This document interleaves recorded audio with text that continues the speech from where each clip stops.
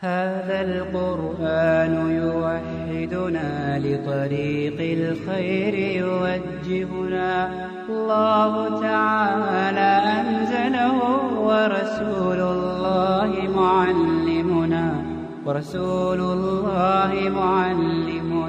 هذا القرآن يوحدنا لطريق الخير يوجهنا الله تعالى أنزله ورسول الله معلمنا هذا القرآن هو الهادي لأوائلنا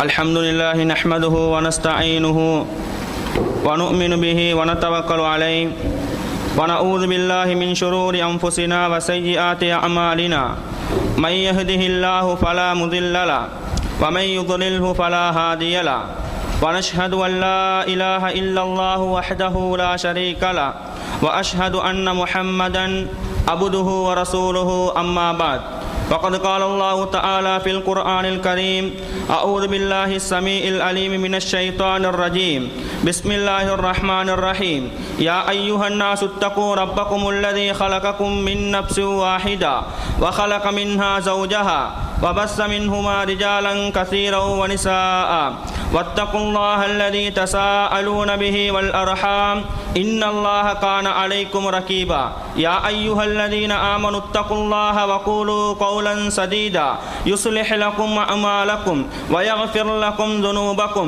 ومن يطع الله ورسوله فقد فاز فوزا عظيما يا أيها الذين آمنوا اتقوا الله حق تقاته ولا تموتن إلا وأنتم مسلمون وقال نبينا صلى الله عليه وسلم إن أصدق الحديث كتاب الله وغير الهدي هدي محمد نبي صلى الله عليه وسلم وشر الأمور محدثاتها وكل محدثة بدعة وكل بدعة ضلالة وكل ضلالة في النار اللهم صل على محمد وعلى آل محمد كما صليت على إبراهيم وعلى آل إبراهيم إنك حميد المجيد اللهم بارك على محمد وعلى آل محمد كما باركت على إبراهيم وعلى آل إبراهيم إنك حميد المجيد வார்த்தைகளிலெல்லாம் சிறந்த வார்த்தை உண்மையும் இறுதியும் உதவியுமான வார்த்தை அல்லாஹுடைய வார்த்தை என்றும் வழிகாட்டல்கள் எல்லாம் சிறந்த வழிகாட்டல்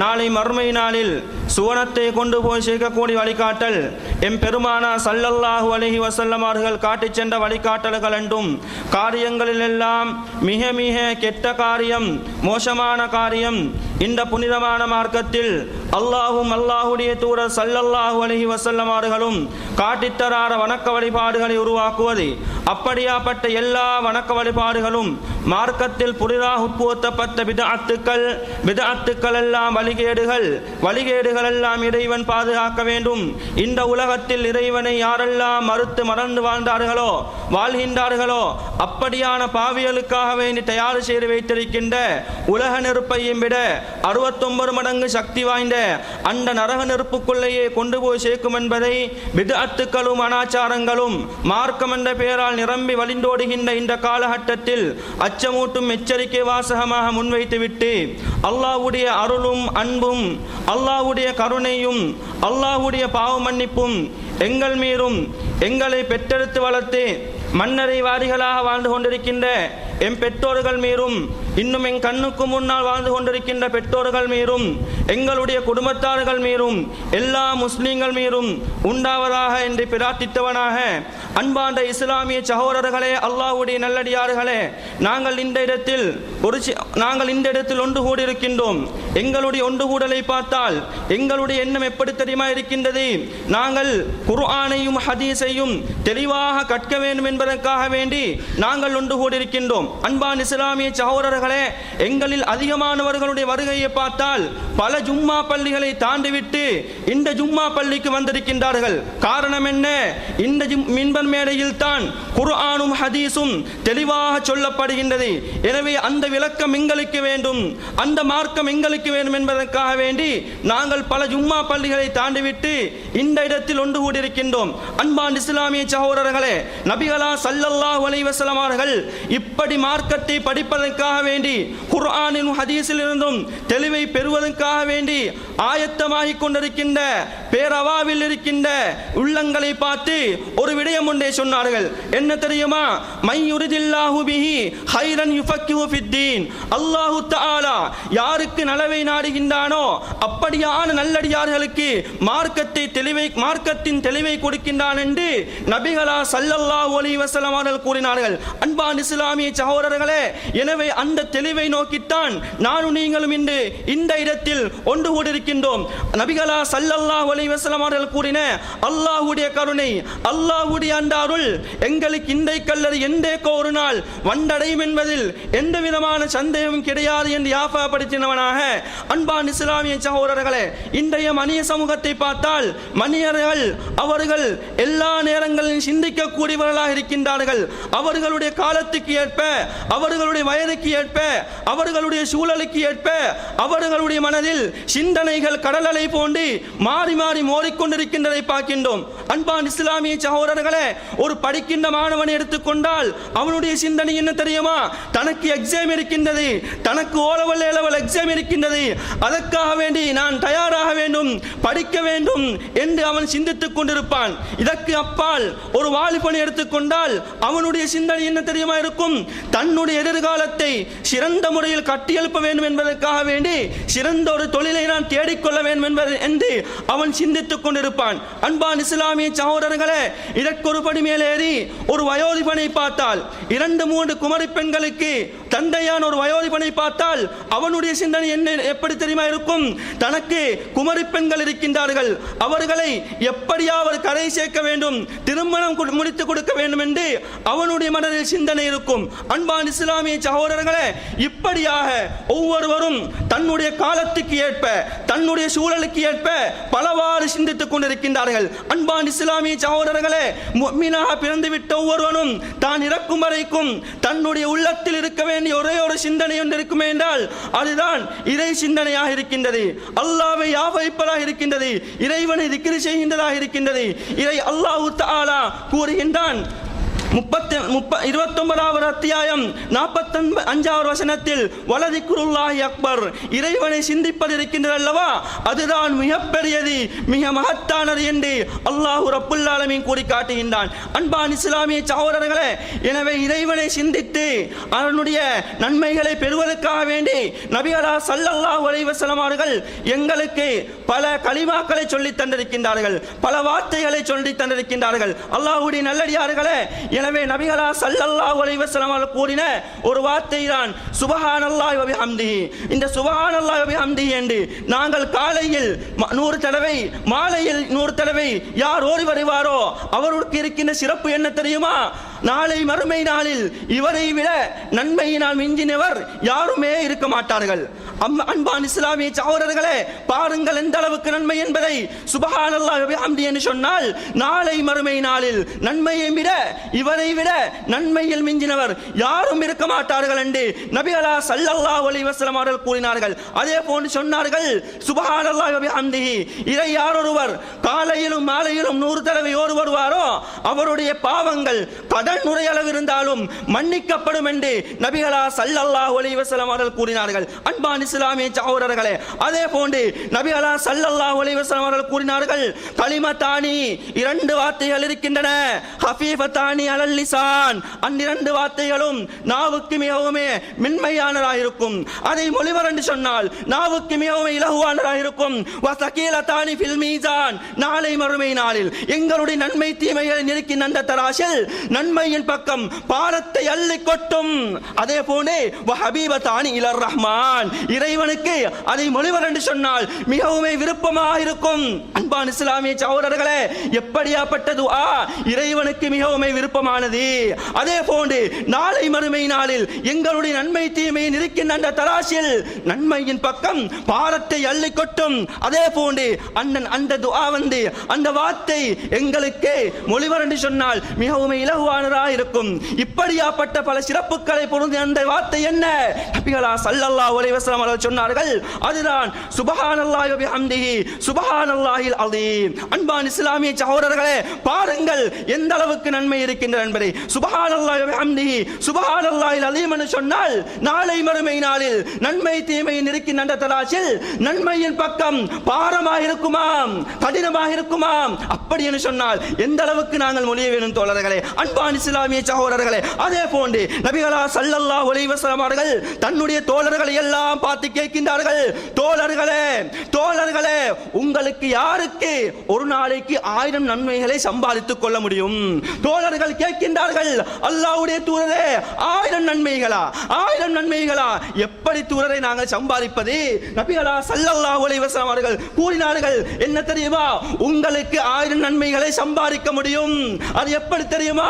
நபிகளா ஸல்லல்லாஹு அலைஹி வஸல்லம் கூறுகின்றார்கள், சுப்ஹானல்லாஹ் என்று நீங்கள் 100 தடவை சொல்லுங்கள், உங்களுக்கு 1000 நன்மைகள் கிடைக்கும், அல்லது 1000 பாவங்கள் அழிக்கப்படும் என்று நபிகளா ஸல்லல்லாஹு அலைஹி வஸல்லம் அவர்கள் சொல்கின்ற செய்தியை எங்களுக்கு முஸ்லிமில் 2698வது ஹதீஸாக பார்க்க முடியும். அன்பான இஸ்லாமிய சகோதரர்களே, பாருங்கள் எந்த அளவுக்கு இலகுவான வார்த்தை என்பதை, எந்த அளவுக்கு இலகுவான வார்த்தை என்பதை பாருங்கள். இதை மொழிவர் என்று சொன்னால், சுப்ஹானல்லாஹ் சொல்வர் என்று சொன்னால், சுப்ஹானல்லாஹ் பிஹம்தி சொல்வர் என்று சொன்னால், காலையில் எழும்பி ஒவ்வொரு நாளும் 2 முட்டைகள் நாங்கள் குடிக்க வேண்டுமா? அல்லது ஒரு பிளேட் சாப்பாடு அடிக்க வேண்டுமா? அல்லது வேறு ஏதாவது சக்தி மிக்க உணவுகளை உண்ண வேண்டுமா? கிடையாது. ஒருவன் ஒரு நாளைக்கு ஃபுல்லா தின்னாமல் இருந்தாலும் உண்ணாமல் இருந்தாலும் அவனுக்கு மிகவும் இலகுவாக ஒரு சுப்ஹானல்லாஹ் என்று சொல்லிவிட முடியும். அந்த அளவுக்கு இலகுவான வார்த்தையாக இருக்கின்றது. அன்பான இஸ்லாமிய சகோதரர்களே, பாருங்கள் எந்த அளவுக்கு இலகுவான வார்த்தை, எந்த அளவுக்கு நன்மை இருக்கின்றது என்பதை. ஆனால் எங்களுடைய சமூகத்தை பார்த்தால் இப்படியான வார்த்தைகளை மொழிகின்றார்களா? இறைவனை நெருங்குகின்றார்களா? கிடையாது தோழர்களே. அவர்களுக்கு ஒரு சுப்ஹானல்லாஹ் சொல்வதற்கு நேரம் கிடையாது, ஒரு சுப்ஹானல்லாஹ் பிஹம்தி சொல்வதற்கு நேரம் கிடையாது. ஆனால் தொலைக்காட்சி பார்ப்பதற்கு நேரம் இருக்கின்றது, மணித்தியான கணக்கில் தொடர் நாடகங்களை பார்ப்பதற்கு நேரம் இருக்கின்றது, பாறையோரத்தில் அரட்டை அடிப்பதற்கு நேரம் இருக்கின்றது. ஆனால் இந்த சுப்ஹானல்லாஹ் சொல்வதற்கு நேரம் கிடையாது, இறைவனை புகழ்வதற்கு நேரம் கிடையாது, இறைவனுக்கு நன்றி செலுத்துவதற்கு நேரம் கிடையாது. அன்பான இஸ்லாமிய சகோதரர்களே, நாங்கள் இறைவனுக்கு நன்றி செலுத்துகின்றதில் மிகவும் உயர்ந்து கொண்டிருக்கும் என்று சொன்னால் அதுதான் தோழர்களே இறைவனை திக்ர் செய்வது. இறைவனை திக்ர் செய்கின்ற அல்லவா, அது இறைவனுக்கு மிகவும் விருப்பமானதாக இருக்கும். அதே போன்று இறைவனுக்கு நாங்கள் செலுத்துகின்ற நன்றிகளில் மிகவும் உயர்ந்த நன்றியாகவும் இருக்கும். அன்பான இஸ்லாமிய சகோதரர்களே, நாங்கள் இறைவனுக்கு நன்றி செலுத்துகின்றோமா? நன்றி கெட்டவர்களாக வாழ்ந்து கொண்டிருக்கின்றோம். சாதாரணமாக எங்களுக்கு ஒரு உதவி செய்து விட்டால் அவருக்கு நாங்கள் எந்த அளவுக்கு நன்றியாக இருப்போம்? அன்பான இஸ்லாமிய சகோதரர்களே, நாங்கள் ஒரு ஊருக்கு போகின்றோம், ஒரு ஊருக்கு போய் ஒரு கஷ்டத்தில் நாங்கள் மாட்டிக்கொள்கின்றோம். அந்த ஊர்வார் என்ன செய்கின்றார்? அங்கிருக்கின்ற ஒருவர் எங்களுக்கு உதவி செய்கின்றார், அவருடைய வீட்டுக்கு அழைத்து செல்கின்றார், ஒரு தண்ணீர் கிளாஸ் தருகின்றார், ஒரு டீ கப் தருகின்றார். வருகின்ற நேரத்தில் அவரை பார்த்து நாங்கள் என்ன தெரியுமா சொல்வோம்? உங்களுடைய இந்த உதவியை வாழ்நாளில் மறக்கவே முடியாது. எங்களுடைய ஊர் பக்கம் வந்தால் நீங்கள் கட்டாயமாக எங்களுடைய வீட்டுக்கு வந்து விட்டு தான் போகணும். உங்களுடைய போன் நம்பரை தாருங்கள், இதான் என்னுடைய வீட்டு அட்ரஸ் என்று நாங்கள் நன்றி வார்த்தைகளை கூறுகின்றோம் தோழர்களே. எதற்காக வேண்டி? ஒரு டீ கப்புக்காக வேண்டி, ஒரு தண்ணீர் கிளாஸுக்காக வேண்டி. அன்பான இஸ்லாமிய சகோதரர்களே, உங்களையும் என்னையும் படைத்த அந்த படைத்தவன் ரஹ்மான் எங்களுக்கு எந்த அளவுக்கு அருக்குறைகளை சொரிந்திருக்கின்றான் தோழர்களே. சற்று சிந்தித்து பாருங்கள், இந்த கண்ணை எடுத்து பாருங்கள். அன்பானவர்களே, உலகத்தில் எந்த பெருமதியான பொருளாக இருந்தாலும் அதற்கென்று ஒரு பெருமதி ஒன்று இருக்கின்றது. இந்த உலகத்தில் பெருமதியான பொருட்களில் ஒன்றுதான் இந்த மாணிக்க கற்கள். இந்த மாணிக்க கற்களை பொறுத்த வரைக்கும் அது எவ்வளவு பெருமதியாக இருந்தாலும், எவ்வளவு விலை உயர்ந்ததாக இருந்தாலும், இது இத்தனை லட்சம் பெருமதியானது, இத்தனை கோடி பெருமதியானது என்று அதற்கு ஒரு விலை ஒன்றை சொல்லி முடியும். ஆனால் அல்லாஹு தஆலா தன் இந்த கண்ணை பாருங்கள் தோழர்களே, கண்ணை பாருங்கள். கண்ணுக்கு யாருக்கு இத்தனை லட்சம் பெருமதியானது, இத்தனை கோடி பெருமதியானது என்று கூற முடியும்? எங்களுடைய கண்ணை நாங்கள் இழந்து விட்டால் கோடிக்கணக்கில் கொடுத்தாலும் இதே போன்ற ஒரு கண்ணை எடுக்க முடியுமா? அன்பான இஸ்லாமிய சகோதரர்களே, இப்படி பல நியமத்துக்களை அல்லாஹ் தஆலா எங்களுக்கு தந்திருக்கின்றார் என்று சொன்னால் நாங்கள் இந்த அளவுக்கு அவனுக்கு நன்றி உள்ளவனாக இருக்க வேண்டும் தோழர்களே, அன்பான இஸ்லாமிய சகோதரர்களே. அதே போன்று நாவை பாருங்கள். இந்த நாவை கொண்டு நாங்கள் எத்தனை பாஷைகளை பேசுகின்றோம், எத்தனை பாஷைகளை பேசுகின்றோம். எங்களுக்கு தேவையானவற்றை நாங்கள் கேட்டு பெற்றுக் கொள்கின்றோம். எங்களுடைய சுதந்திரத்தை நாங்கள் சொல்கின்றோம், எங்களுடைய கருத்துக்களை நாங்கள் சொல்கின்றோம். அதே போன்று அல்லாஹ் தஆலா இந்த நாவுக்கு கொடுத்த அடுத்த அற்புதம் என்ன தெரியுமா? டேஸ்டுகளை, சுவைகளை உணரக்கூடிய அற்புதம். அல்லாஹு அக்பர். அன்பான இஸ்லாமிய சகோதரர்களே, இந்த சுவையை உணரக்கூடிய அற்புதத்தை அல்லாஹ் தஆலா எங்களுடைய நாவுக்கு தராவிட்டால் யார் தோழர்களே எங்களுக்கு சுவையை உணரக்கூடிய அற்புதத்தை தருவார்கள்? அன்பான இஸ்லாமிய சகோதரர்களே, எங்களுக்கு எங்களுடைய நாக்கில் இந்த சுவை உணரக்கூடிய தன்மை இல்லாவிட்டால் புல்லை தின்றாலும் மண்ணை தின்றாலும் எல்லாமே ஒரே டேஸ்டா தான் இருக்கும். அன்பான இஸ்லாமிய சகோதரர்களே, இலங்கையில் 13 வயது ஒரு சிறுமி என்ன செய்கின்றால், அவளுடைய நாவில் இருக்கின்ற அந்த தன்மையை அல்லாஹ் தஆலா எடுத்து விட்டான். அவர்கள் கஷ்டப்படுகின்றார்கள், பல மருத்துவரிடம் காட்டுகின்றார்கள், இறுதியில் யூகே வரைக்கும் செல்கின்றார்கள் தோழர்களே. எதற்காக வேண்டி? இந்த நோயை அவர்கள் நீக்குவதற்காக வேண்டி. அன்பான இஸ்லாமிய சகோதரர்களே, அவர்கள் டாக்டர்மார்கள் எல்லாம் பார்த்துவிட்டு என்ன தெரியுமா செல்கின்றார்கள்? இந்த உணர்ச்சியை எங்களால் கொடுக்க முடியாது, இதை படைத்தவன் ரஹ்மான் தான் கொடுக்க வேண்டும், அவளை தவிர எந்த வைத்தியருக்கும் கொடுக்க முடியாது. அல்லாஹு அக்பர். அன்பான இஸ்லாமிய சகோதரர்களே, பாருங்கள் தோழர்களே, அல்லாஹ் தஆலா எங்களுக்கு எப்படி எத்தனை அற்புதங்களை அல்லாஹ் ரப்புல் ஆலமீன் தந்திருக்கின்றான் என்பதை அல்லாஹ்வுடைய நல்லடியார்களே. எனவே நாங்கள் அந்த படைத்தவன் ரஹ்மானுக்கு நன்றி உள்ளவர்களாக இருக்க வேண்டும். அன்பான இஸ்லாமிய சகோதரர்களே, அல்லாஹ்வுடைய நல்லடியார்களே, முஹாஜிரீன்களில் சிலர் நபிகளா ஸல்லல்லாஹு அலைஹி வஸல்லமிடம் கவலைப்பட்ட முகங்களுடன் வருகின்றார்கள். கவலை தேன முகங்களுடன் நபிகளா ஸல்லல்லாஹு அலைஹி வஸல்லமிடம் வருகின்றார்கள். எதில் கவலை தோழர்களே? எங்களை போன்று கொடுக்கல் வாங்கலிலா, வியாபாரத்திலா அல்லது குடும்பத்திலா? இல்லை தோழர்களே, அவர்களுக்கு கவலை எங்கு தெரியுமா? நபிகளா ஸல்லல்லாஹு அலைஹி வஸல்லமிடம் வந்து சொல்லுகின்றார்கள், அல்லாஹ்வுடைய தூதரே, ஸஹாபாஹுல் துசூர், முன்சென்று விட்டவர்கள் எல்லாம் முன்சென்று விட்டார்கள், பெரும் பெரும் நன்மைகளை எல்லாம் சம்பாதித்து விட்டார்கள். நபிகளா ஸல்லல்லாஹு அலைஹி வஸல்லம் இன்னும் சொல்கின்றார்கள், என்ன தெரியுமா? யஸூமூன கமா நஸூமு, நாங்கள் நோன்பு நோக்கின்றதை போன்று அவர்களும் நோன்பு நோக்கின்றார்கள். அதாவது யுஸல்லூன கமா நுஸல்லி, நாங்கள் தொழுகின்றதை போன்று அவர்களும் தொழுகின்றார்கள். நபிகளா ஸல்லல்லாஹு அலைஹி வஸல்லம் அவர்களுடைய கவலையை தெரிவிக்கின்றார்கள். அன்பான இஸ்லாமிய சகோதரர்களே, என்ன செல்ல வருகின்றார்கள் என்று சொன்னால், நாங்கள் நோன்பு நோக்கின்றோம், அவர்களும் நோன்பு நோக்கின்றார்கள், அதன் மூலமாக அவர்களுக்கும் நன்மை கிடைக்கின்றது, எங்களுக்கும் நன்மை கிடைக்கின்றது. அவர்களும் தொழுகின்றார்கள், நாங்களும் தொழுகின்றோம், அவர்களுக்கும் நன்மை கிடைக்கின்றது, எங்களுக்கும் நன்மை கிடைக்கின்றது. ஆனால் அவர்களிடம் அதிகமான சொத்து செல்வங்கள் இருக்கின்றன. அவைகளை கொண்டு வருடாடும் ஹஜ் செய்கின்றார்கள், உம்ரா செய்கின்றார்கள். அதே போன்று ஏழை எளியவர்களுக்கு வாரி வாரி கொடுக்கின்றார்கள். அந்த சொத்து செல்வங்கள் எங்களிடம் கிடையாது.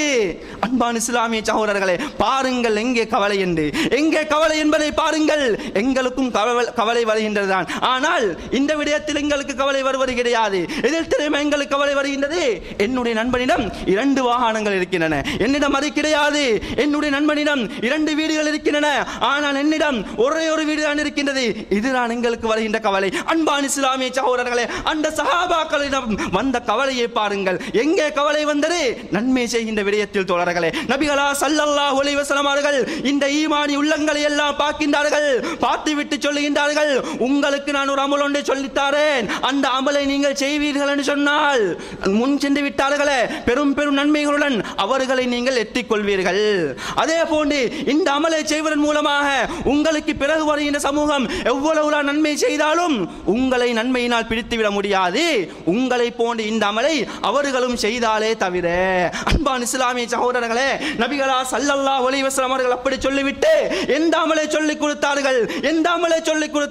நபிகளா ஸல்லல்லாஹு அலைஹி அலைஹி வஸல்லம் அவர்கள் சொன்னார்கள், ஒவ்வொரு தொழுகைக்கு பின்னாலும் சுப்ஹானல்லாஹ் 33 தடவை, அல்ஹம்துலில்லாஹ் 33 தடவை, அல்லாஹு அக்பர் 33 தடவை இவைகளை சொன்னேன்னு சொன்னால், அல்லாஹ்வை இப்படியாக நாங்கள் நினைவு கூறினேன்னு சொன்னால், அன்பான இஸ்லாமிய சகோதரர்களே, பெரும் நன்மையை அல்லாஹ் தஆலா தருவதற்கு காத்துக் கொண்டிருக்கின்றான் தோழர்களே. அல்லாஹ் தஆலா தருவதற்கு காத்துக் கொண்டிருக்கின்றான் அன்பான இஸ்லாமிய சகோதரர்களே. அதே போன்று நபிகளா ஸல்லல்லாஹு அலைஹி வஸல்லம் அவர்கள் சொல்கின்றார்கள், சபக்கல் முஃபர்ரிதூன்கள் முந்தி விட்டார்கள், அவர்கள் வெற்றி பெற்று விட்டார்கள். சஹாபாக்கள் கேட்கின்றார்கள், அவர்கள் யார் அல்லாஹ்வுடைய தூதரே என்று. நபிகளா ஸல்லல்லாஹு அலைஹி வஸல்லம் சொல்கின்றார்கள், அவர்கள் தான் அல்லாஹ்வை அதிகமாக திக்ர் செய்த ஆண்களும் பெண்களும் என்று சொல்கின்றார்கள். அன்பான இஸ்லாமிய சகோதரர்களே, பாருங்கள் அல்லாஹ்வை திக்ர் செய்தால் எந்த அளவுக்கு நன்மை இருக்கின்றது என்பதை. அன்பான இஸ்லாமிய சகோதரர்களே, அதே போன்று நபிகளா அல்லாஹ் சுப்ஹானஹு வ தஆலா கூறி காட்டுகின்றான், ஈமானிய பண்புகளை கூறி காட்டுகின்றான், அல்லாஹ்வுடைய நல்லடியார்களை கூறி காட்டுகின்றான். அவர்கள் எப்படியாப்பட்டவர்கள் தெரியுமா? அல்லதீன யذ்குரூனல்லாஹ கியாமௌ வ குஊதௌ வ அலா ஜுனூபிஹிம். அவர்கள் எப்படியாப்பட்டவர்கள் தெரியுமா? இறைவனை நின்ற நிலைமையிலும், அதே போன்று உட்கார்ந்த நிலைமையிலும், சாய்ந்த நிலைமையிலும் அவர்கள் இறைவனை நினைவு கூறிக் கொண்டிருப்பார்கள். அன்பான இஸ்லாமிய சகோதரர்களே, யாருடைய குணம், யாருடைய பண்பு? அல்லாஹ்வுடைய நல்லடியார்களுடைய பண்பு தோழர்களே, அல்லாஹ்வுடைய நல்லடியார்களுடைய பண்பு. இன்று எங்களுடைய சமூகத்தை பார்த்தால் நின்றிருக்கின்றார்கள், உட்கார்ந்திருக்கின்றார்கள், சாய்ந்து கொண்டிருக்கின்றார்கள். ஆனால் காதுக்குள் 2 டப்பாக்கள் இருக்கும், அதை கொண்டு பாடல்களை கேட்டுக் கொண்டிருப்பார்கள். அன்பான இஸ்லாமிய சகோதரர்களே, இதுதான் எங்கள் முஸ்லிம் சமூகத்துடைய நிலைமை. அல்லாஹ்வுடைய நல்லடியார்களே, நாங்கள் மாற வேண்டும். அல்லாஹ்வை திக்ர் செய்வதன் மூலமாக அவனை நாங்கள் நெருங்க வேண்டும். யாரெல்லாம் அல்லாஹ்வை நினைவு கூறுகின்றார்களோ, திக்ர் செய்கின்றார்களோ, அவர்கள் தான் அல்லாஹ்வுடைய அடியார்கள், அவர்கள் தான் அல்லாஹ்வுக்கு மிகவும் சமீபமாக இருக்கின்றவர்கள். யாரெல்லாம் இறைவனை திக்ர் செய்வதை விட்டும் தூரமாக வாழ்கின்றார்களோ அவர்கள் தான் அல்லாஹ்வுக்கு மிகவும் தூரமானவர்கள் என்பதை மறந்து விடாதீர்கள். ஏன் தெரியுமா? முனாஃபிக்களுடைய பண்பு என்ன தெரியுமா? அல்லாஹ்வை கொஞ்சமாகத்தான் திக்ர் செய்வார்கள். வலா யذ்குரூனல்லாஹ இல்லா கலீலா. அந்த முனாஃபிக்குகள் அல்லாஹ்வுடைய சாபத்துக்கு உண்டானவர்கள், அல்லாஹ்வை கொஞ்சமாகத்தான் திக்ர் செய்வார்கள். அன்பான இஸ்லாமிய சகோதரர்களே, அந்த பண்பு எங்களிடம் ஒரு நாளும் வந்துவிடக் கூடாது தோழர்களே, ஒரு நாளும் வந்துவிடக் கூடாது. அன்பான இஸ்லாமிய சகோதரர்களே, அல்லாஹ்வுடைய நல்லடியார்களே, அதே போன்று நபிகளா ஸல்லல்லாஹு அலைஹி வஸல்லம் அவர்கள் இன்னொரு அமைதியை கற்றுக் கொடுக்கின்றார்கள் தன்னுடைய மகளுக்கு. என்ன தெரியுமா? இன்று ஒவ்வொரு வைத்தியர்களும், ஒவ்வொரு மேலத்தி நாடுகளும், ஒவ்வொரு பணம் படைத்தவர்களும், பட்டதாரிகளும் என்ன தெரியுமா செய்கின்றார்கள்? தங்களுக்கு நிம்மதி வேண்டும் என்று சொல்லி உளவியலாளர்களும் சென்று எங்களுக்கு நிம்மதியாக தூங்க வேண்டும், நிம்மதியாக எங்களுக்கு உறங்க வேண்டும், ஏதாவது ஒன்றை நீங்கள் சொல்லித்தாருங்கள் என்று சொல்கின்றார்கள். அன்பான இஸ்லாமிய சகோதரர்களே, உளவியலாளர்கள் என்ன தெரியுமா சொல்கின்றார்கள்? உங்களுக்கு நிம்மதியான தூக்கம் வேண்டுமா, உங்களுக்கு நிம்மதியான உறக்கம் வேண்டுமா, நீங்கள் 1 to 100 வரைக்கும் எண்ணுங்கள். 1 to 100 வரைக்கும் எண்ணினா நாங்கள் நிம்மதியாக தூங்கலாம். இது உளவியல் கருத்து. அன்பான இஸ்லாமிய சகோதரர்களே, இந்த கருத்தை நபிகளா ஸல்லல்லாஹு அலைஹி வஸல்லம் அவர்கள் 1400 வருடங்களுக்கு முன்னால் தன்னுடைய மகள் ஃபாத்திமா ரலியல்லாஹு அன்ஹா அவர்களுக்கு சொல்லிக் கொடுக்கின்றார்கள். எப்படி தோழர்களே, எப்படி? அதாவது அலி ரலியல்லாஹு அன்ஹு அவர்களுக்கு கேள்விப்படுகின்றது, நபிகளா ஸல்லல்லாஹு அலைஹி வஸல்லம் அவர்கள் போரில் கிடைத்த அடிமைகளை முஸ்லிம்களுக்கு கொடுத்துக் கொண்டிருக்கின்றார்களாம். இங்கு பார்த்தால் தன்னுடைய வீட்டில் தன்னுடைய மனைவிக்கு வேலை செய்வதற்கு ஒரு அடிமையும் கிடையாது.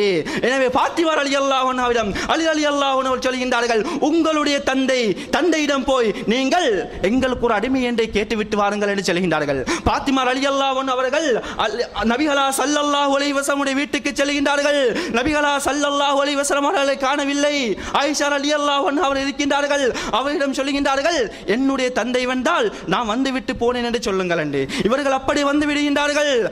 ஆயிஷா ரலியல்லாஹு அன்ஹா வீட்டில் இருக்கின்ற நேரத்தில் நபிகளா ஸல்லல்லாஹு அலைஹி வஸல்லம் அவர்கள் வருகின்றார்கள். அந்த வந்த செய்தியை ஆயிஷா ரலியல்லாஹு அன்ஹா அவர்கள் சொல்கின்றார்கள். நபிகளா ஸல்லல்லாஹு அலைஹி வஸல்லம் அவர்கள் உடனே தன்னுடைய மகளுடைய வீட்டுக்கு போகின்றார்கள். இரவு நேரம் அலி ரலியல்லாஹு அன்ஹு அவர்களும் ஃபாத்திமா ரலியல்லாஹு அன்ஹா அவர்களும் உறங்கிக் கொண்டிருக்கின்றார்கள். நபிகளா ஸல்லல்லாஹு அலைஹி வஸல்லம் அவர்கள் வீட்டை போய் தட்டி அதாவது நபிகளா ஸல்லல்லாஹு அலைஹி வஸல்லம் அவர்கள் இருவருக்கும் மத்தியில் அமர்கின்றார்கள். அமர்ந்து எந்த தெரியுமா கேட்கின்றார்கள், எதற்காக வேண்டி வந்தீர்கள்? ஃபாத்திமா ரலியல்லாஹு அன்ஹா சொல்கின்றார்கள், இதற்காக வேண்டித்தான் வந்தேன். அன்பான இஸ்லாமிய சகோதரர்களே, அப்பொழுது நபிகளா ஸல்லல்லாஹு அலைஹி வஸல்லம் அவர்கள் ஃபாத்திமா ரலியல்லாஹு அன்ஹாவை பார்த்து சொல்கின்றார்கள், இந்த அடிமையை விட மிகச்சிறந்த ஒன்றை உங்களுக்கு சொல்லித் தரட்டுமா? அதை நீங்கள் செய்தால் உங்களுக்கு ஒரு அடிமை இருந்து உங்களுடைய வேலைகளை எல்லாம் செய்வதை விட சிறந்தது என்று சொல்லிவிட்டு என்ன தோழர்களை சொன்னார்கள்? சொன்னார்கள். என்ன சொன்னார்கள்? உளவியலாளர்கள் இன்று சொல்லுகின்றார்கள் அல்லவா, உங்களுக்கு நிம்மதியான தூக்கம் வேணும் என்று சொன்னால் 1 to 100 வரைக்கும் எண்ணுங்கள் என்று அதனை கற்றுக் கொடுக்கின்றார்கள். எப்படி? நீங்கள் சுப்ஹானல்லாஹ் 33 தடவை சொல்லுங்கள், அல்ஹம்துலில்லாஹ் 33 தடவை சொல்லுங்கள், அல்லாஹு அக்பர் 34 தடவை சொல்லுங்கள். எல்லாத்தையும் கூட்டி பார்த்தா 100 தோழர்களே. இந்த தத்துவத்தை நபிகளா ஸல்லல்லாஹு அலைஹி வஸல்லம் அவர்கள் எங்களுக்கு 1400 வருடங்களுக்கு முன்னாலே சொல்லிவிட்டார்கள் தோழர்களே. அன்பான இஸ்லாமிய சகோதரர்களே, எங்கள் எத்தனை பேர் தூங்குகின்ற நேரத்தில் இந்த திக்ரை செய்கிறவர்களாக தூங்குகின்றார்கள் தோழர்களே. நபிகளா ஸல்லல்லாஹு அலைஹி வஸல்லம் அவர்கள் சொல்கின்றார்கள், அபூ தாவூதில் வருகின்ற செய்தி, அதாவது உறங்குகின்ற நேரத்தில் யாரெல்லாம் திக்ரை செய்யாமல் இறைவனை ஞாபகப்படுத்தாமல் திக்ரை உறங்க போவார்களோ அவர்களுக்கு நாளை மறுமை நாளில் கை சேரம் இருக்கின்றது என்று சொன்னார்கள். அன்பான இஸ்லாமிய சகோதரர்களே, அப்படி என்றால் எந்த அளவுக்கு நாங்கள் இறைவனை திக்ரை செய்ய வேண்டும் தோழர்களே. தட்டு சிந்தனை செய்து பாருங்கள். அன்பான இஸ்லாமிய சகோதரர்களே, இன்று எங்களுடைய வீட்டை எடுத்து பார்த்தால் எங்களுடைய வீட்டில் எல்லாமே இருக்கின்றது. அப்படித்தானே? இன்று எங்களுடைய வீட்டில் எல்லாமே இருக்கின்றது. சுவரை மறைக்கின்ற அளவுக்கு பெரியோர் LED டிவி இருக்கும். ஃப்ரிட்ஜை திறந்தால் அத்தனை உணவுகளும் இருக்கும். அதே போன்று வேறு வேறு பொருட்கள் எல்லாம் இருக்கும். ஆனால் நிம்மதி கிடையாது. அன்பான இஸ்லாமிய சகோதரர்களே, இந்த நிம்மதியை தேடுவதற்காக வேண்டி எங்கே செல்கின்றார்கள்? வீட்டை இழுத்து மூடிவிட்டு நூறலியாவுக்கு செல்கின்றார்கள், ட்ரிப் செல்கின்றார்கள். எதற்காக வேண்டி? நிம்மதியை தேடி. ஸ்ட்ராபெரி தோட்டத்தில் போய் நிம்மதியை தேடுகின்றார்கள். நடுங்குகின்ற கூலில் நிம்மதியை தேடுகின்றார்கள். நிம்மதி பெறுகின்றார்கள். வீட்டுக்கு வருகின்றார்கள் 5வது நாள். 5வது நாள் வீட்டுக்கு வந்து வீட்டை திறப்பதற்கு முன்னாலே போன் ரிங் ஆகும். எடுத்து பார்த்தால் ஒருவருக்கு 50 நேரம் கொடுக்க வேண்டும். அவருடைய கோல் தான் நாளைக்கு தரும்படி கேட்டுக் கொள்கின்றார். அன்பான இஸ்லாமிய சகோதரர்களே, எந்த நிம்மதியை தேடி சென்றார்களோ அந்த நிம்மதி அந்த இடத்திலேயே பொழுதோடி புதைக்கப்படுகின்ற காட்சியை பார்க்கின்றோம். அன்பான இஸ்லாமிய சகோதரர்களே, அப்படி என்று சொன்னால் நிம்மதி எங்கே இருக்கின்றது? இந்த அதிகமானவர்களை பார்க்கின்றோம். நிம்மதி கிடையாது, நிம்மதி கிடையாது என்று சொல்லிக்கொண்டு நைட் கிளப்புகளுக்கு சொல்கின்றார்கள். போய் போத்தலில் போய் இன்பம் காணுகின்றார்கள், நிம்மதி தேடுகின்றார்கள். வட்ட வட்டமாக போய்விட்டு நிம்மதி தேடுகின்றார்கள். மறுவிலும் மாறுவிலும் நிம்மதி தேடுகின்றார்கள். அன்பான இஸ்லாமிய சகோதரர்களே, ஒவ்வொரு மனிதனும் தேடுகின்ற நிம்மதி, ஒவ்வொரு ஆணும் தேடுகின்ற நிம்மதி, ஒவ்வொரு பெண்ணும் தேடுகின்ற நிம்மதி, ஒவ்வொரு வாலிபனும் தேடுகின்ற நிம்மதி எங்கே இருக்கின்றது தோழர்களே? அல்லாஹ் தஆலா சொல்லித் தருகின்றான், அலா அலா பிதிக்ரில்லாஹி தத்மஇன்னுல் குலூப். உங்களுடைய உள்ளங்கள் நிம்மதி பெறுகின்றது இறைவனை திக்ர் செய்வதன் மூலமாகத்தான். அல்லாஹு அக்பர். அன்பான இஸ்லாமிய சகோதரர்களே, கவலையா, கஷ்டமா, மனதில் ஏதாவது பாரமா, ஒரு சுப்ஹானல்லாஹ் சொல்லுங்கள், ஒரு குர்ஆனை எடுத்து ஒரு சூறாவை ஓதுங்கள். உங்களுடைய நிம்மதிகள் எல்லாம், உங்களுடைய கஷ்டங்கள் நஷ்டங்கள் எல்லாம் தொலைந்துவிடும். நிம்மதி உங்களுக்கு சொந்தமாகும் தோழர்களே. அன்பான இஸ்லாமிய சகோதரர்களே, அல்லாஹ்வுடைய நல்லடியார்களே, தட்டு சிந்தனை செய்து பாருங்கள் எந்த அளவுக்கு நாங்கள் இந்த நிம்மதி இல்லாமல் வாழ்ந்து கொண்டிருக்கின்றோம். அல்லாஹ்வுடைய நல்லடியார்களே, நபிகளா ஸல்லல்லாஹு அலைஹி வஸல்லம் வாழ்க்கையை பாருங்கள். எந்த அளவுக்கு நிம்மதியாக அவர்கள் வாழ்ந்தார்கள், எந்த அளவுக்கு நிம்மதியாக அவர்கள் இருந்தார்கள். நபிகளா ஸல்லல்லாஹு அலைஹி வஸல்லம் அவர்கள் சாதாரண பொறுப்புகளை எடுத்திருந்தார்கள். எத்தனை பொறுப்புகள் தோழர்களே, எத்தனை பொறுப்புகள்! நாட்டின் ஜனாதிபதி, அதே போன்ற ஒரு நீதிவானாக இருந்தார்கள், அதே போன்ற படை தளபதியாக இருந்தார்கள். அதைவிட மேலாக இறைவனுடன் தொடர்பாக இருந்த ஒரு தூதராக இருந்தால். அப்படி என்று சொன்னால் இன்று நாங்கள் எங்களுக்கு ஒரு சில பொறுப்புகள் வந்துவிட்டால் நாங்கள் என்ன தெரியுமா சொல்வோம்? தலை வெடிக்கப் போகின்ற மாதிரி இருக்கின்றது. அந்த அளவு தலைவலி. நபிகளா ஸல்லல்லாஹு அலைஹி வஸல்லம் அவர்களுக்கு எந்த அளவுக்கு தலை வெடித்திருக்க வேண்டும்? அன்பான இஸ்லாமிய சகோதரர்களே, நபிகளா ஸல்லல்லாஹு அலைஹி வஸல்லம் அவர்கள் இத்தனை பொறுப்புகளையும் சுமந்து நிம்மதி நிறைந்த வாழ்க்கையுடன் வாழ்ந்தார்கள். புகாரி முஸ்லிமை பிரட்டி பாருங்கள். நபிகளா ஸல்லல்லாஹு அலைஹி வஸல்லம் அவர்கள் வாழ்ந்த நிம்மதியான வாழ்க்கையை உங்களுக்கு அங்கு காணலாம். அன்பான இஸ்லாமிய சகோதரர்களே, எந்த அளவுக்கு நிம்மதியான வாழ்க்கை! ஆயிஷா ரலியல்லாஹு அன்ஹா அவர்கள் அறிவிக்கின்றார்கள், முஸ்லிம் என்ற ஹதீஸ் கிரந்தத்தில் வருகின்றது, நான் மாதவிடை ஏற்பட்ட பெண்ணாக இருப்பேன். அப்பொழுது நபிகளா ஸல்லல்லாஹு அலைஹி வஸல்லம் அவர்கள் தன்னுடைய மடியில் தலை வைத்து குர்ஆனை ஓதுவார்கள். அல்லாஹு அக்பர். அன்பான இஸ்லாமிய சகோதரர்களே, நம்முடைய சமூகத்தில் இப்படியான கணவன் மனைவி எங்கே தேடுவது சகோதரர்களே? எங்கே தேடுவது? அதே போன்று நபிகளா ஸல்லல்லாஹு அலைஹி வஸல்லம் அவர்கள் ஒரு நாள் ஆயிஷா ரலியல்லாஹு அன்ஹா வீட்டில் இருக்கின்றார்கள். அப்பொழுது நபி தோழர் வருகின்றார், அல்லாஹ்வுடைய தூதரே, என்னுடைய வீட்டில் சூப் காய்ச்சுகிறேன், வாருங்கள் குடிக்க போவோம். நபிகளா ஸல்லல்லாஹு அலைஹி வஸல்லம் அவர்களுக்கு தன்னுடைய மனைவியை விட்டு வரতে விருப்பம் இல்லை. அப்ப நபிகளா ஸல்லல்லாஹு அலைஹி வஸல்லம் கூறுகின்றார்கள், வாரு ஹாதிஹி ஐஷா, ஐஷா இருக்கிறான்னு சொல்றான். அப்ப நபி அப்பொழுது அந்த தோழர் சொல்கின்றார், நீங்கள் மாத்திரம் வாருங்கள் அல்லாஹ்வுடைய தூதரே என்று சொல்கின்றார். அப்போ நபிகளா ஸல்லல்லாஹு அலைஹி வஸல்லம் அவர்களுக்கு தன்னுடைய அன்புமனையை விட்டு விட்டு போவதற்கு மனம் பெறவில்லை. இரண்டாவது தடவை சொல்கின்றார், ஐஷாவும் இருக்கிறார் என்று. அந்த தோழர் சொல்கின்றார், மூன்றாவது தடவை சொல்கின்றார், சரி உங்களுடைய மனைவி அழைத்துக் கொண்டே வாருங்கள் என்று நபிகளா ஸல்லல்லாஹு அலைஹி வஸல்லம் அவர்களும் ஆயிஷா ரலியல்லாஹு அன்ஹா அவர்களும் அந்த வீட்டுக்கு சூப் அருந்துவதற்காக வேண்டி சென்றார்கள். அந்த ஹதீஸ் அறிவிக்கின்ற அந்த நபி தோழர் எப்படி தெரியுமா அறிவிக்கின்றார், சூப் அருந்துவதற்காக வேண்டி சென்ற நபிகளாரும் ஆயிஷா ரலியல்லாஹு அன்ஹா அவர்களும் தோளும் தோளும் முட்டினவர்களாக வந்தார்கள். அன்பான இஸ்லாமிய சகோதரர்கள், பாருங்கள் எந்த அளவுக்கு இன்பமான வாழ்க்கை என்பதை, எந்த அளவுக்கு இன்பமான வாழ்க்கை. அல்லாஹ்வுடைய நல்லடியார்களே, நபிகளா ஸல்லல்லாஹு அலைஹி வஸல்லம் அவர்களுக்கு இந்த இன்பமான வாழ்க்கையை, நிம்மதியான வாழ்க்கையை கொடுத்தறியது. நபிகளா ஸல்லல்லாஹு அலைஹி வஸல்லம் உடைய வீட்டை பார்த்தால் எலுமினா தலை முட்டுகின்ற வீடு தோழர்களே. அந்த ஓலை குடிசையில் கூட நிம்மதி நிறைந்த வாழ்க்கை வாழ்ந்தார்கள் என்று சொன்னால் அந்த நிம்மதியை அள்ளி கொடுத்தறியது. அதுக்குத்தான் ஆயிஷா ரலியல்லாஹு அன்ஹா அவர்கள் ஒரு பதிலை சொல்கின்றார்கள், கான நபி ஸல்லல்லாஹு அலைஹி வஸல்லம் யذ்குருல்லாஹ அலா குல்லி அஹ்யான். நபிகளா ஸல்லல்லாஹு அலைஹி வஸல்லம் அவர்கள் வாழ்வில் எல்லா நேரங்களிலும் இறைவனை ஞாபகப்படுத்தக்கூடியவராக இருந்தார்கள். சுப்ஹானல்லாஹ் என்று சொல்லக்கூடியவராக இருந்தார்கள். அல்ஹம்துலில்லாஹ் என்று சொல்லக்கூடியவராக இருந்தார்கள். இதுதான் நபிகளா ஸல்லல்லாஹு அலைஹி வஸல்லம் அவர்களை அவர்களுக்கு நிம்மதியான வாழ்க்கையை கொடுத்தார் என்று சொல்கின்றார்கள். அன்பான இஸ்லாமிய சகோதரர்களே, அல்லாஹ்வுடைய நல்லடியார்களே, சற்று சிந்தனை செய்து பாருங்கள். எங்களுடைய நிலைமை எப்படி இருக்கின்றது? நிம்மதியில்லாத வாழ்க்கை, நிம்மதியில்லாத வாழ்க்கை. அன்பானவர்களே, எனவே நாங்கள் இறைவனை எல்லா நேரங்களும் நினைவு கூற வேண்டும். இறைவன் ஹக்கு சுப்ஹானஹு தஆலாவை எல்லா நேரங்களிலும் திக்ர் செய்ய வேண்டும். எங்களுடைய குழந்தைகளுக்கு நாங்கள் கற்றுக் கொடுக்க வேண்டும். நபிகளா ஸல்லல்லாஹு அலைஹி வஸல்லம் சொல்கின்றார்கள், குல்லுக்கும் ராயின் வ குல்லுக்கும் மஸ்ஊலன் ரஅய்யதிஹி. நீங்கள் ஒவ்வொருவரும் பொறுப்பாளிகள். உங்களுடைய பொறுப்புகளை பற்றி நாளை மறுமை நாளில் நீங்கள் விசாரிக்கப்படுவீர்கள் என்று சொன்னார்கள். அன்பான இஸ்லாமிய சகோதரர்களே, ஒவ்வொரு பெற்றோர்களும், ஒவ்வொரு தந்தையும், ஒவ்வொரு தாய்மார்களும், ஒவ்வொரு குடும்ப தலைவர்களும் அல்லாஹ்வுடைய அந்த விசாரணை கோட்டில் முன்னால் போய் விசாரிக்கப்படுவார்கள். தோழர்களே, மறந்து விடாதீர்கள். அந்த இடத்துக்கு நீங்கள் செல்ல போகின்றீர்கள். உங்களுடைய குழந்தைகளை பற்றி விசாரிக்கப்படும். உங்களுடைய மனைவியை பற்றி விசாரிக்கப்படும். உங்களுடைய மனைவிக்கு, உங்களுடைய குழந்தைக்கு தொழுகையை கற்றுக் கொடுத்தீர்களா? இறைவனை திக்ர் செய்வதற்கு கற்றுக் கொடுத்தீர்களா? அன்பான இஸ்லாமிய சகோதரர்களே, ஒன்றுமே இல்லாட்டி அல்லாஹ் ரப்புல் ஆலமீன் நரகத்தில் போட்டு எறிவான். அன்பான இஸ்லாமிய சகோதரர்களே, அல்லாஹ் ரப்புல் ஆலமீன் ஒவ்வொரு தந்தையையும், ஒவ்வொரு தாயையும், ஒவ்வொரு குடும்ப தலைவனையும் பார்த்து அழைத்து சொல்கின்றான். என்ன? யா அய்யுஹல்லதீன ஆமனு கு அன்ஃபுஸக்கும் அஹ்லீக்கும் நாரா. ஈமான் கொண்டவர்களே, நீங்கள் உங்களையும் உங்களுடைய குடும்பத்தையும் அந்த நரக நெருப்பை விட்டு பாதுகாத்துக் கொள்ளுங்கள். அன்பான இஸ்லாமிய சகோதரர்களே, அந்த நரக நெருப்பு சாதாரணமானது கிடையாது. உலக நெருப்பையும் விட 69 மடங்கு சக்தி வாய்ந்ததுதான் அந்த நரக நெருப்பு. அன்பான இஸ்லாமிய சகோதரர்களே, எனவே அந்த நரக நெருப்பு சாதாரணம் கிடையாது. இந்த உலக நெருப்பை எங்களால் தாங்க முடியாது. வீட்டில் இறைச்சி பொறிக்கின்ற பொழுது ஒரு துளி பட்டு விட்டாலே எந்த அளவுக்கு நாங்கள் துள்ளுகின்றோம், எந்த அளவுக்கு எங்களுக்கு வருத்தம் ஏற்படுகின்றது. அப்படி என்று சொன்னால் இதையும் விட 69 மடங்கு சக்தி வாய்ந்தது அந்த நரக நெருப்பு சொன்னால் எந்த அளவுக்கு தோழர்கள் எங்களுக்கு பாதிப்பு ஏற்படும். அந்த நரக நெருப்பில் போய்விட நாங்கள் விரும்புவோமா? நபிகளா ஸல்லல்லாஹு அலைஹி வஸல்லம் சொல்கின்றார்கள், நாளை மறுமை நாளில் நரக நெருப்பில் இருக்கின்றவன் கத்துவான், கதறுவான். எதற்காக வேண்டி தெரியுமா?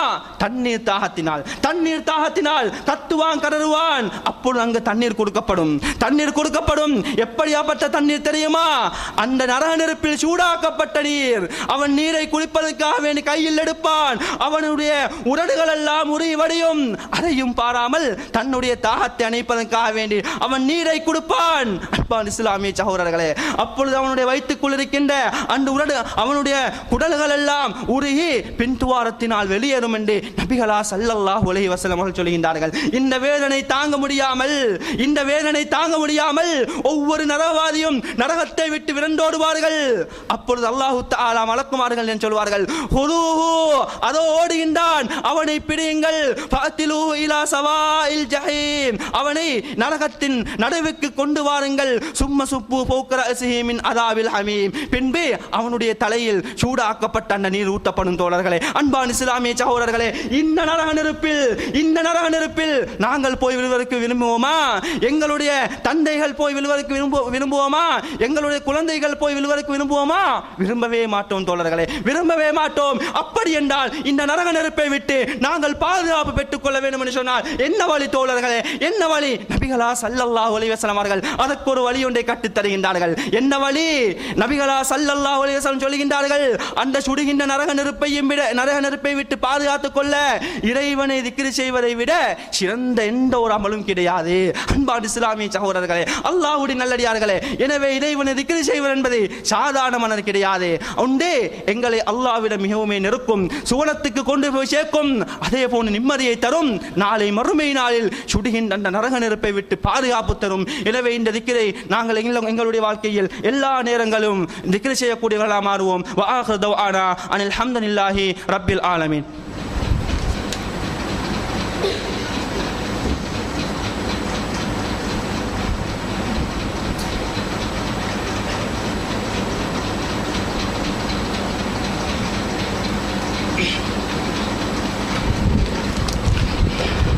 அல்ஹம்துலில்லாஹ் அஸ்ஸலாத்து வஸ்ஸலாமு அலா ரசூலில்லாஹ் வ அலா ஆலிஹி ஹிஸ்பில்லாஹ் அம்மா பஅத். அன்பான இஸ்லாமிய சகோதரர்களே, ஆரம்ப உரையில் நாங்கள் பொதுப்போக்காக இருக்கின்ற கவனஈனமாக இருக்கின்ற இறைவனை திக்ர் செய்கின்ற என்ற அந்த அம்சத்தை பார்த்து அதனால் எங்களுக்கு கிடைக்கின்ற சிறப்பு, அதனால் அதை நாங்கள் மறந்து வாழ்ந்தால் எங்களுக்கு இருக்கின்ற அந்த நரக நெருப்பை பற்றி ஒரு சில வார்த்தைகள் பார்த்தோம். அன்பான இஸ்லாமிய சகோதரர்களே, அல்லாஹ்வுடைய நல்லடியார்களே, இந்த உரையின் மூலமாக இறைவனை திக்ர் செய்கின்ற இறைவனை திக்ர் செய்கின்ற அந்த ஒழுங்குமுறையை பற்றி சற்று யாபகப்படுத்தி போகலாம் என ஆசைப்படுகின்றேன். அன்பான இஸ்லாமிய சகோதரர்களே, இன்று ஒவ்வொரு தரீக்காவாரிகளும் இறைவனை திக்ர் செய்வதற்காக வேண்டி அவர்கள் திக்ர் என்ற போர்வையில் பல வழிமுறைகளை கையாண்டு கொண்டிருக்கின்றார்கள். அல்லாஹ்வுடைய நல்லடியார்களே, நைட் கிளப் தான் நீங்கள் கேள்விப்பட்டிருப்பீர்கள், நைட் மெச் தான் நீங்கள் கேள்விப்பட்டிருப்பீர்கள். ஆனால் ஒரு சில தரீக்காக்களுக்கு போய் பார்த்தால் அவர்கள் என்ன செய்கின்றார்கள்? நைட் திக்ர் என்ற போர்வையில் லைட் எல்லாம் பண்ணி கொண்டு திக்ர் செய்து கொண்டிருக்கின்றார்கள். எப்படி திக்ர் செய்கின்றார்கள்? அல்லாஹ்வுடைய பெயரை வைத்துவிட்டு அதனுடைய முதலாவது அலிஃபையும் இறுதி எழுத்து ஹாவையும் வைத்து என்று அழைக்கின்றார்கள். அன்பான இஸ்லாமிய சகோதரர்களே, அதே போன்று அல்லாஹ்வுடைய இறுதி எழுத்து ஹாவை வைத்து ஹூ ஹூ என்று அழைக்கின்றார்கள். இந்த திக்ர் எல்லாம் எங்களுடைய முஸ்லிம் சமூகத்தில் அரங்கேறிக் கொண்டிருக்கின்ற காட்சியை பார்க்கின்றோம். அல்லாஹ்வுடைய நல்லடியார்களே, சற்று சிந்தனை செய்து பாருங்கள். உங்களுடைய பேர் அப்துல்லா என்று வைத்துக் கொள்ளுங்கள். உங்களுடைய முதலாவது ஆவையும் இறுதி எழுத்து ஹாவையும் வைத்து அழைத்தால் நீங்கள் பொருந்திக் கொள்வீர்களா? உங்களுடைய பெயர் மபாஸ் என்று வைத்துக் கொள்ளுங்கள். உங்களுடைய முதலாவது எழுத்து மாவையும் இறுதி எழுத்து இஸ்ஸையும் வைத்து மஸ் மஸ் என்று அழைத்தால் நீங்கள் பொருந்திக் கொள்வீர்களா? பொருந்திக் கொள்ளவே மாட்டீர்கள் தோழர்களே, கோபப்படுவீர்கள். அடே, எனக்குத்தான் என்னுடைய தாய்மார்கள் அப்துல்லா என்றும் மபாஸ் என்றும் வைத்திருக்கின்றார்கள், ஆனால் நீ உன் பாத்துக்கு மஸ் என்னும் ஃபிஷ் என்னும் புஷ் என்னும் செல்கின்றாய் என்று கோபப்படுவோம் தோழர்களே. அன்பான இஸ்லாமிய சகோதரர்களே, உலகத்திலேயே மொழிவருக்கு மிகவும் இலகுவான வார்த்தை ஒன்று இருக்கும் என்று சொன்னால் அல்லாஹ் என்ற வார்த்தையை தவிர வேறு என்ற வார்த்தையும் கிடையாது. அந்த அல்லாஹ் என்ற வார்த்தையை கூட நாங்கள் என்றும் ஹூ என்றும் தங்களுடைய இஷ்ட பிரகாரம் அழைத்தால் அந்த படைத்தவன் ரஹ்மான் பொருந்திக் கொள்வானா? பொருந்திக் கொள்ளவே மாட்டான் தோழர்களே, பொருந்திக் கொள்ளவே மாட்டான். இந்த ரபியுல் அவ்வல் மாதம் வந்து விட்டால் இப்படியான வித்யார்த்துக்கள் சமூகத்தில் அரங்கேறுகின்றதை பார்க்கின்றோம். ராத்திபு என்றும் திக்ர் என்றும் மஜ்லிஸ் என்றும் ஹதரா என்றும் எத்தனை வகையான வித்யார்த்துக்கள் தோழர்களே. இந்த ஹதரா மஜ்லிஸ்கள் நபிகளா ஸல்லல்லாஹு அலைஹி வஸல்லம் உடைய காலத்தில் இருந்ததா? சஹாபாக்களுடைய காலத்தில் இருந்ததா? அதற்கு பின்னால் வந்த இமாம்களுடைய காலத்தில் இருந்ததா? அல்லது மதுஹப்கள் காட்டி தந்ததா? கிடையாது தோழர்களே, கிடையாது. சமீபத்தில் உருவாகினது தான் தோழர்களே இந்த வித்யார்த்துக்கள். அன்பான இஸ்லாமிய சகோதரர்களே, இப்படியான வித்யார்த்துக்களை நாங்கள் செய்தால் ஈடுபட்டால் அல்லாஹ்வுடைய சாபம் எங்களுக்கு கிடைக்கும். நபிகளா ஸல்லல்லாஹு அலைஹி வஸல்லம் சொன்னார்கள், மன் ஹதஸ ஃபீ அம்தினா ஹாதா மா லைஸ மின்ஹு ஃபஹுவ ரத்துன். நாங்கள் காட்டித் தராத ஒன்றை யாரெல்லாம் புதிதாக உருவாக்கி செய்கின்றார்களோ ஃபஹுவ ரத்துன், அவைகள் தூக்கி எறியப்படும் என்று சொன்னார்கள். அன்பான இஸ்லாமிய சகோதரர்களே, யார் சொன்னார்? நபிகளா ஸல்லல்லாஹு அலைஹி வஸல்லம் அவர்கள் சொல்லுகின்றார்கள். அப்படி என்றால் சற்று சிந்தனை செய்து பாருங்கள் பித்அத்துக்களுடைய பாரதூரத்தை. அல்லாஹ்வுடைய நல்லடியார்களே, அதே போன்று எங்களுடைய ஊர்களில் ரபியுல் அவ்வல் மாதம் வந்து விட்டால் நாங்கள் எங்களுக்கு கேட்டுக்கொள்ள முடியும். என்ன? அல்லாஹ்வை சத்தம் போட்டு திக்ர் செய்கின்றார்கள், அல்லாஹ்வை அல்லாஹ்வை சத்தம் போட்டு திக்ர் செய்கின்றார்கள். குர்ஆனும் ஹதீஸும் கடுமையாக எச்சரிக்கின்ற தோழர்களே, நாங்கள் இறைவனை திக்ர் செய்கின்ற நேரத்தில் சத்தம் இன்றி திக்ர் செய்ய வேண்டும். அல்லாஹ் ரப்புல் ஆலமீன் கூறி காட்டுகின்றான், வல்குர் ரப்பக ஃபீ நப்ஸிக ததர்ருஅ வ ஹீஃபா. நீங்கள் உங்களுடைய இறைவனை ஃபீ நப்ஸிக, நப்ஸண்டா எல்லாருக்குமே தெரியும் உள்ளம் என்று, உள்ளத்தால நீங்கள் இறைவனை திக்ர் செய்யுங்கள்.